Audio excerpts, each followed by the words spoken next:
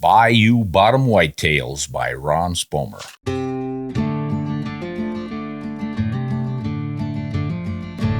Hi everyone, Ron Spomer Outdoors Podcast here with a good story, an adventure story, a little bit of a how-to story from hunting the bayou bottoms of Southeast North America.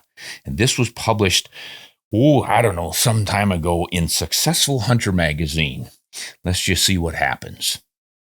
It's been said a whitetail buck from Southeast hardwood bottoms is the toughest to get. Not quite. The toughest is from a Southeast hardwood bottoms on a commercial hunting operation that sees hunting pressure from the first bow season to the last muzzleloader season. Throw in several years of culling in which clients, managers, hired hands, and family kids picked off hundreds of brush denuding does, and you've created the ultimate whitetail challenge. Alert and flighty aren't strong enough descriptors for these hypersensitive deer. There's one, I whispered over my shoulder to my partner, Jeff McMichael, a Kentucky native carrying a big, high-definition video camera. His assignment was to follow me and get footage for a new television series, Whitetail Revolution, for Outdoor Life Network.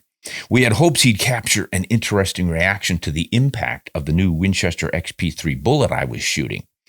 Although by this time, Winchester engineers knew darn well how effective their new premium bullet was.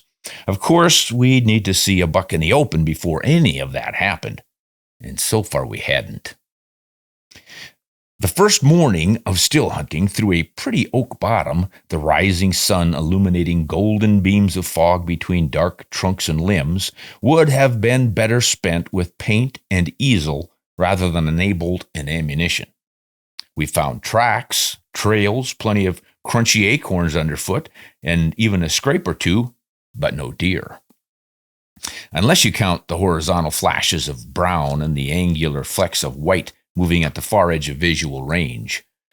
Such intermittent glimpses usually foreshadow approaching prey, suggest the need to slow, wait, or stalk, but on this December morning, they were merely tantalizing reminders of better hunting days.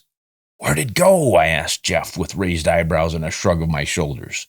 We'd oozed toward the deer like cold syrup, and almost that quietly, catching a glimpse of antler at one point, a buck tending a doe, perhaps browsing acorns and biding its time until she was ready, a good candidate for stalking, preoccupied, and the crunch of nuts interfering with its hearing. It wouldn't be expecting trouble from the ground. On commercial hunting grounds, deer have learned that danger explodes from elevated stands. At least that was the theory under which we were operating. "Did you see it?" Jeff shook his head and repositioned the 25-pound albatross camera atop his shoulder. The buck had walked right out of his viewfinder, too. "How are you doing?" I asked. I'm good. This still hunting takes a lot out of you." And Jeff just nodded. We discussed this issue before, each of us respecting the other's intensity and ability to remain focused. But Jeff had the bigger challenge, what with that huge camera, plus a 15-pound tripod in his pack. The Browning titanium A-bolt that I carried put just 6 pounds of strain on my shoulder, and the promise of a quick shot at a good buck, well, that kept me alert. The only things that are aspiring Jeff were the chance to capture action footage and a paycheck. "Well, beats another day at the office," he said. "This is another day at the office," I reminded him. We were hunting near Peckerwood Lake, southeast of Little Rock, Arkansas, on Wingmead Farms. 14,000 acres of corn, beans, pine plantations, and flooded timber managed primarily for ducks, but also whitetails. Several years ago, the Arkansas Game and Fish Department, in conjunction with property owner Frank Lyons, designated Wingmead as an experimental deer management property, meaning does could be heavily culled to bring the population under control, balance the sex ratio, and improve overall deer and forest health. A steadily increasing body size in both does and bucks suggests this strategy is working. "You're looking for a 150 class buck or better," Winchester PR Representative Kevin Hauer had explained during an orientation meeting in the historic old plantation house the evening we'd arrived in camp. Aren't we always? Someone quipped from the cluster of hunters gathered. Yeah, but this time you can expect to find him, right? Kevin then introduced farm manager Rick Shute, who laid out the program, concluding with photos of 150 to 170 class bucks that hunters had taken during the previous 2 seasons. We've seen 3 or 4 bigger than these, and no one's taken any of them yet. And every year someone takes a big buck none of us has ever seen before, Rick said. Well, pump us up. Rick then showed us our stands on an aerial map. Everyone would hunt different quadrants of the property. Jeff and I were given a sizable slice on the eastern edge where a flooded timber gave way to upland oak woods, then corn, beans, and wheat fields. No one will be in any of these stands from here to here, Rick said, pointing to colored dots on the map. We'd been granted special dispensation to still hunt in order to film the new show. Its premise being active, aggressive, in-your-face tactics as opposed to ambush. Hey, just don't cross the creek here or the road at either end, Rick said. Well, we didn't. Didn't even come close. Still hunting, we were so slow that we didn't see half the ground they allotted us or any of those huge bucks. We did see ducks, lots of ducks. Those are all ducks splashing in there, Jeff whispered as we stared into a seething, sparkling thicket. We'd been hearing quacks, grunts, and splashes all morning, and here was the source. Hundreds of mallards and wood ducks whirling and bobbing and ducking in shallow flooded timber, gleaning acorns, some no bigger than corn kernels. Maybe the deer left to get some peace and quiet, Jeff said. This kind of racket I can appreciate. It's like bugling elk or howling coyote. I can fall asleep to that. We just stood and watched, soaking it all in, the sun warming our backs and drying the oak litter. It was one of those glorious, lazy Indian summer mornings. Red-headed and red-bellied woodpeckers squeaked, chirred, and hitched through the oaks hunting acorns. Mixed gangs of titmice, chickadees, and nuthatches patrolled the brush and lower branches. Fox and gray squirrels scampered up rotting oak logs and chased their tails, while great flocks of blackbirds whooshed in and out of the tallest oaks, raining tiny nuts to the forest floor. The air hung still and moist. It was a perfect late fall morning in a remnant of wild America, and into it walked an antlered whitetail buck. It came from the water, its splashing hooves blending with the bathing ducks until we noticed the steady cadence. Jeff slowly lifted his camera, I my rifle. Onward came the deer, blinking in and out between trunks, antlers standing high, white, and then it was running away. No pause, no snort, no stamping front legs, walking 1 second, fleeing in the next, bounding through the hardwoods, another remnant of wild America, hastily departing. What spooked him? I asked. I wasn't moving, Jeff offered in his defense. Well, neither was I.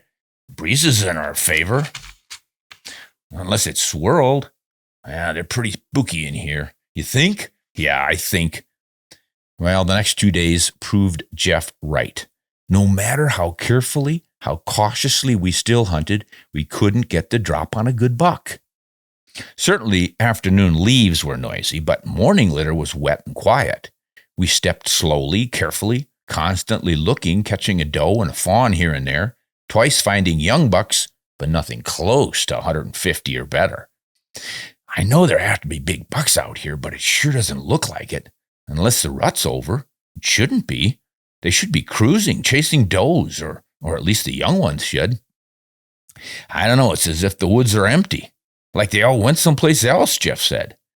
Except whitetails are supposed to be homebodies, and wingmead guides had recently seen monster bucks in the area we were hunting. They showed us pictures of splendid bucks taken by trail cameras.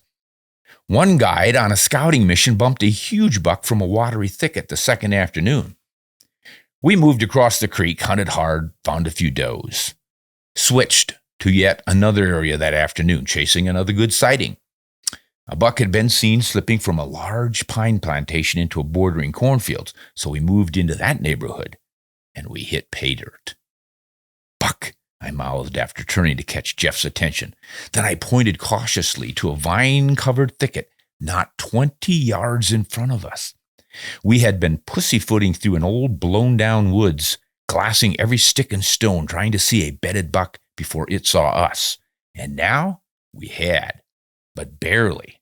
His legs were showing under the foliage. Jeff got the camera rolling. I squatted to clear the view. The buck walked out, nervous, yet too young and unsure of himself to bolt. He pranced, stamped, walked away, safe with his small antlers. Well, at least we know we're hunting properly, Jeff noted. Now we just have to find the big one. An hour later, we did. It followed 5 does out of that pine plantation just before dark. We'd crawled to the edge of a cornfield after spotting the foraging does, hoping that they'd attract masculine attention, and this was it. A mature 4x5 that should have grossed about 140 points, if not 150. But it was close. You got enough light? I asked. Barely. Take him quickly if you're going to take him at all. I steadied the rifle on the cross sticks, laid the reticle on its shoulders. Less than 100 yards, but was it big enough to satisfy the requirements? You let him walk? Howard asked the night after reviewing Jeff's footage. Well, I wasn't sure he'd make 150. Probably wouldn't have, but it was close enough. The 150 mark is a guide to keep less experienced shooters from taking immature deer. That one was certainly old enough, Spomer. You should have shot him. Well, now you tell me. The next morning, we were haunting the field edge, huddled against the steady freezing rain that makes stalking quiet but dangerous. Tree limbs overburdened with ice snapped and plummeted, shattering on the freezing ground. Maybe we should get out of here. You keeping that camera dry? Jeff insisted he was okay. Keep hunting, he said. The deer must have been as uncomfortable in the falling woods as we were, for they kept filing out into the open fields. Within minutes, several dozen fawns slipped from the trees into the beans and corn, and then the buck.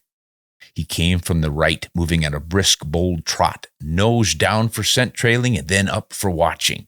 He appeared to be our big guy of the previous evening, but I lifted my binocular just to make sure. Just as I acquired him in focus, he passed into the standing corn, head down, yellow stalks camouflaging his antlers. Wind-driven rain obscured the lenses. I wiped them clear with a paper towel from my pocket. The buck stepped into the open. It was him. I swapped binocular for rifle, got the scope on him. Fogged scope. I reached for the towel, wiped again, raised the rifle. Too late. He walked into the pines. Gone. Damn, that was him. Were you on him? Yeah, I was filming the whole time, Jeff said. Why didn't you shoot? I wasn't sure it was him. By the time I figured it out, the scope was covered with raindrops, and before I could clear it, I blew it. That evening was the last of the hunt. Most other hunters in camp had taken bucks, some good, 1 or 2 really nice, but no monsters. They were still out there for the taking. You make it hard, Howard said before we headed out for the last evening's hunt. It's tough enough to stalk a whitetail under these conditions. It's nigh impossible to get it on a film. What he really wanted to say was, Spomer, you're an idiot. And I probably was, but a stubborn one. There's a buck, I whispered over my shoulder. Long way off. Did you get him? The deer had zipped across a narrow cut grass trail between pines and standing corn, following the lead of nearly a dozen does that had earlier passed into the forage. I got him, Jeff said. I measured the distance to the crossing point with my Leica rangefinder.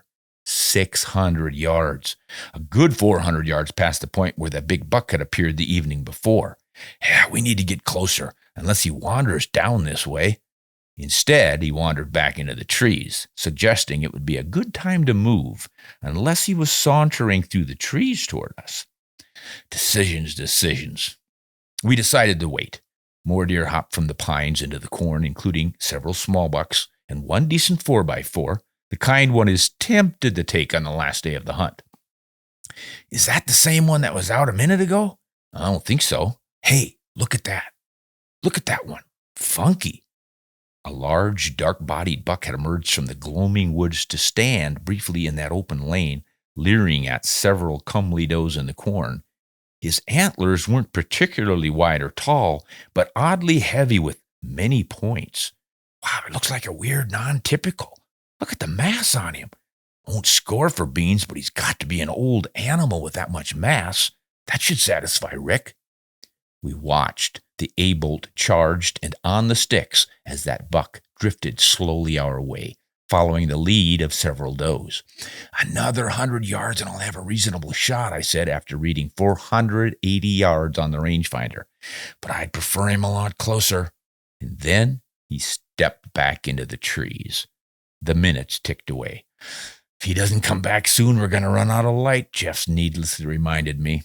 "What do we have, about 15 minutes? "Yeah, about that." I'd baited entering the woods to stalk closer, but what if he was heading our way? Well, what if he wasn't? We'd better go for it. I shouldered a 300 WSM, Jeff the camera, and we stepped back into the pines, watching ahead, moving as quickly as we dared in the damp needles and the sparse grass. The light was low in the cloistered alleys between the planted rows of evergreens, and we had to slow to avoid the eyes of several does and a fair buck feeding in the bordering corn. Soon we were crawling, then crouching. A doe and a fawn were giving us that old stare down so familiar to whitetail hunters. A buck noticed them and pranced over to see what all the fuss was about. And that's when our weird buck returned, walking quickly, head up deep into the corn. His entrance was enough to distract our curious doe. She waggled her tail and trotted into the bean field, taking all eyes with her. "Go," I hissed, and we duck-walked forward to the edge of the trees. "Can you see him?" "No." I lifted my binocular and I scanned the corn. A dark spot some 200 yards away raised its head, showing thick antlers against the cloudy sky. "That's him. Too many corn stalks in the way, though. No shot. Let's crawl." 30 yards farther, we edged again to the final line of pines. I tried my shooting sticks, but the corn was too high. "I'm going to have to stand to shoot, Jeff." I eased up behind a trunk and I tried to steady the rifle rather unsuccessfully. The buck was chewing corn. "I gotta get closer." We kneeled in the wet duff and we crawled some more. Inside of 125 yards, I slid up behind another pine and I tried again. The crosshairs steadied on a window over the buck's shoulder, just as he snapped to attention, staring into the bean field. Corn leaves blocked a clear shot behind the shoulder, but I figured we'd pressed our luck far enough. I took that shoulder shot, sacrificing a bit of hamburger meat for a sure kill, nearly knocking the old deer to the ground before he recovered, wrung his tail frantically, streaked away, running flat out, never bounding, a death run. We were still searching when night fell. No buck, no blood. I walked a narrow field of corn 300 yards to the far end, row by row, back and forth. He had to have run into the trees, Jeff guessed. Nah, I thought he went straight down that row. Well, it was dark when I finally found him, lying in a ditch of water some 30 yards from where he'd taken the hit, all but one antler submerged. The 180-grain XP3 bullet had punched high through both shoulders. Look at those weird antlers. They're like a shelf with fingers growing up from it. And feel here, there's a hole underneath it. You can put your fingers in it like a handle. I wonder what caused all of this. I don't know, insects or maggots, or maybe when he was in velvet, Jeff guessed. Whatever the cause, those antlers are the strangest I'd seen in more than 35 years of deer hunting, complementing one of the most challenging whitetail hunts I'd ever undertaken. Still hunting a southeast hardwood bottoms buck may indeed be the toughest whitetail challenge. Yeah, I remember that one. Boy, were those deer spooky. And Jeff was a heck of a cameraman. What patience. He had to follow me around with that big, heavy camera. Back in those days, cameras were huge, and the tripods to support them were just as huge. But boy, he did the job, and we got a TV show out of it. But outwitting that buck was the highlight for me, show or no show. It just was a nerve-wracking experience because we had extra pressure. That's always the case with cameras on you. You know, you've got to not only make the hunt because they put money into the cameraman and the crews and everything else, so you're kind of expected to deliver. But at the same time, you have to hunt ethically, legally, and all the rest of it. And because of the way they were managing that property, we were supposed to shoot those bigger old age bucks. That was the whole idea. So we really had our work cut out for us. And I guess it's hats off to the management program they had there at Wingmeat out of that property, because despite all the pressure that they had put on that overpopulated bunch of deer on the place to get that population knocked down so they had better forage so they could grow healthier deer. It had all worked, but man, were those deer spooky. And any hint of a person around and they knew it was trouble and they were gone. I've never had worse luck trying to still hunt heavy woods, but it just goes to show perseverance pays. So if you ever get the chance to hunt a thicket, go slowly and stick it out, because if you keep working, keep studying, and keep hunting hard, you'll probably be successful, even in the southeast swampy hardwoods. This is Ron Spomer. Thanks for listening. Hunt honest and shoot straight.